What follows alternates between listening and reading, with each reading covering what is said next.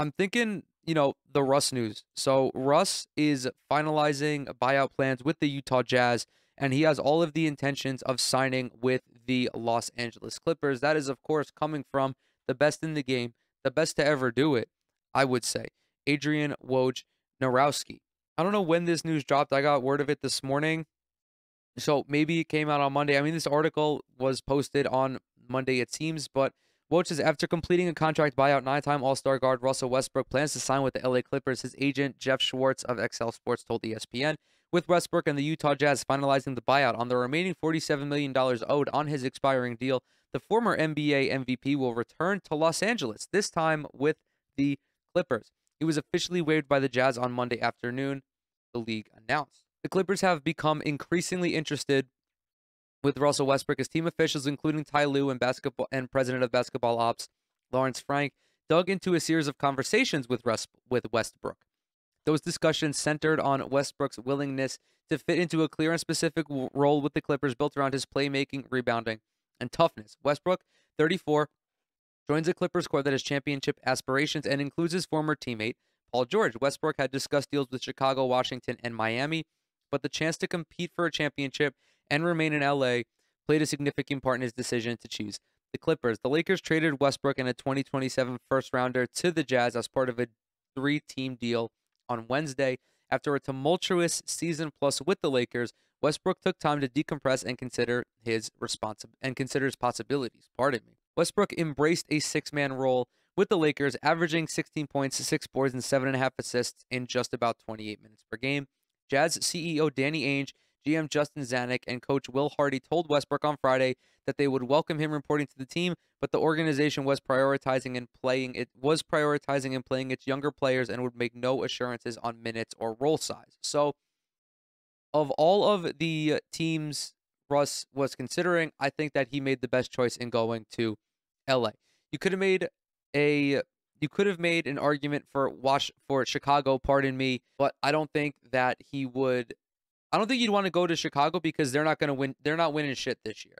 It was also just announced that Lonzo Ball is going to be out for the remainder of the season, so the Chicago is cooked, unfortunately. Washington also cooked, not going to do anything there except waste his time.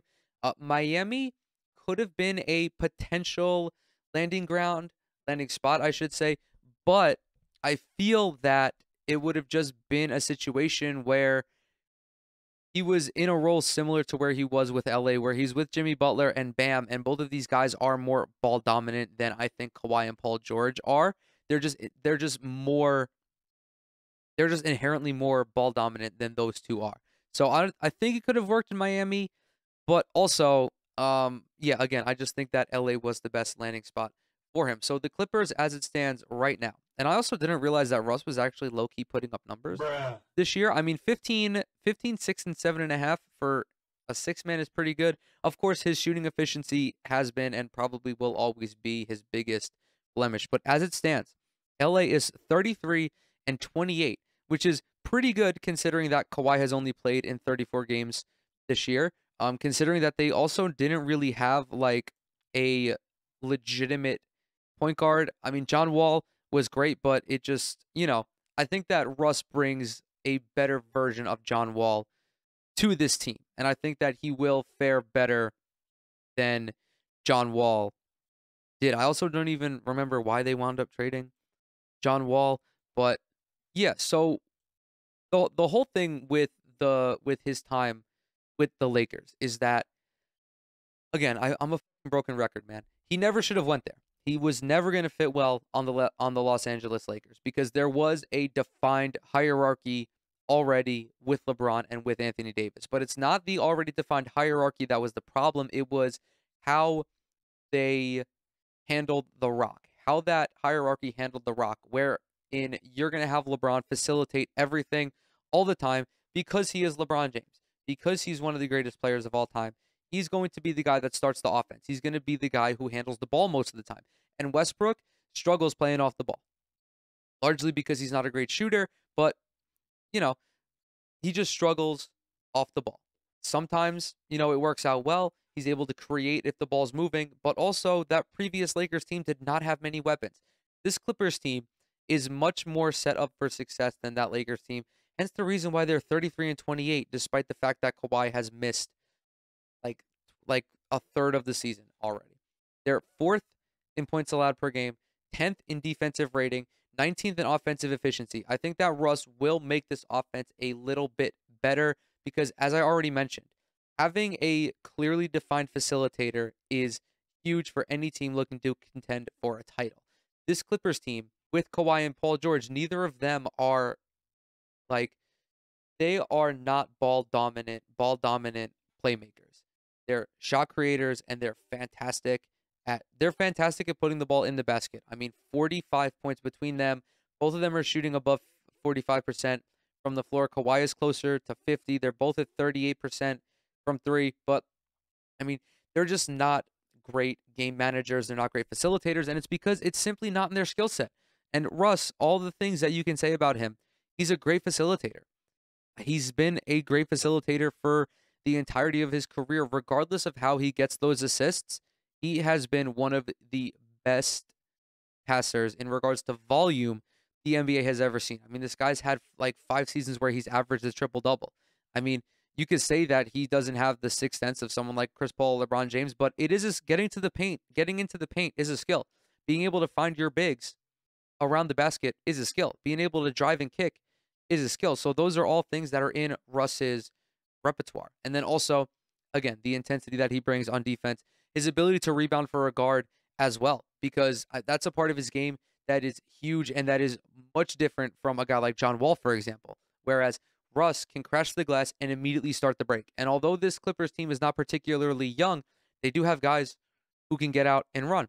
You have Terrence Mann, although he was recently traded, I believe. You have, again, Paul George, Kawhi, Norman Powell, Marcus Morris, again, an older guy, but someone who you can find trailing. For example, Bones Highland, also another young guy who could potentially break out and find his rhythm playing alongside somebody like Russell Westbrook. So I think, do I think this move puts the Clippers over the edge? Maybe. I don't know if Russ is the piece that, brings them a championship, but I do think that he will fare better with the Clippers than he did with the Lakers. And also because the Clippers, added Mason Plumlee, added Bones Highland, added Eric Gordon. So they've been trying to get stronger, particularly on offense, because that's been their weakest link this far, or that's been the weakest aspect of their game plan. But I think Russ fills a role that they needed, especially now that they are sans Reggie Jackson and John Wall, because they literally have no other they have no other point guard that they can rely on. What are you going to do? Have Bones Highland play point guard? I'm sure as shit not doing that. That's not his game. That's not his game. So I think, Russ does have a chance here to really, not necessarily set the record straight, but this guy's been getting so much shit for being unable to produce with the Lakers. And, very few people, at least in prominent media positions, have attributed that to the fact that it was just a bad fit. So if he goes to the Clippers and he plays well and he starts looking like, Russ when he was with the Rockets, for example, maybe not the same volume, but shooting 46, 47% from the field, crashing the glass, allowing the offense to run smoothly, I think the perception around Russell Westbrook will change. And maybe, maybe the Lakers and Rob Pelinka will finally get some shit, and they will finally be held accountable for putting Russ in a position where he was never going to succeed.